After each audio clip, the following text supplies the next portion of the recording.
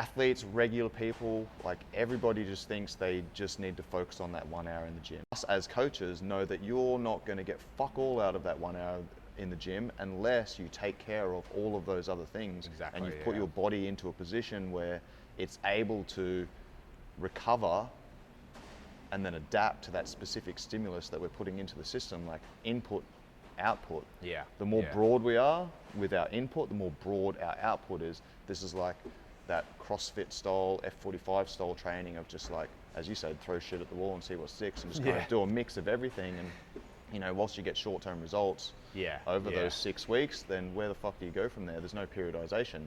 There's no progression. Yeah. Whereas what we're doing with periodization models is like, for example, if I've got 12 weeks with an athlete, I'm spending the first 4 weeks on strength and aerobic conditioning, building that super solid fucking base. Why? Because those are the traits and attributes that are gonna take longest to build, but also once we stop training those things, we're gonna be able to hold on to those those attributes the longest. So I'll go through that strength and conditioning or aerobic conditioning phase, and then I'll go into more of a power and anaerobic conditioning phase, and then it'll be more speed, endurance, and energy system conditioning as a whole, undulating between anaerobic and aerobic.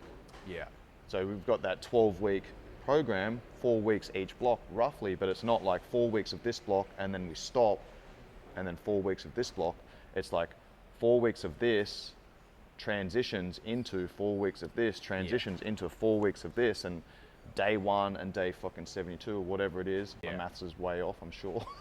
But day 1 and last day, like the program looks completely fucking different. Exactly. But it's that blend that transfers across, and this is something that you've probably seen a lot when we're doing our strength work, for example. Sometimes we'll start with some speed work to get everything fired up. We'll go in some low-level plyometrics, and then we'll go into more like power-based work before we transition, which will prime us for our strength work.